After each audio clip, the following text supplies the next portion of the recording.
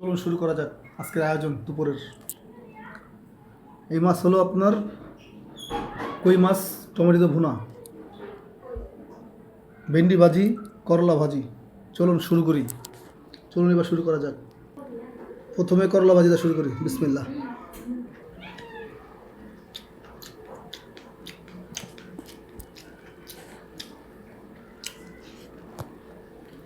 করলা ভাজিটা খুব ভালো লাগে, সবসময় খাওয়া যায় না, মাঝে মধ্যে খাইতে হয়। এবার ভেন্ডি ভাজিটা শুরু করি।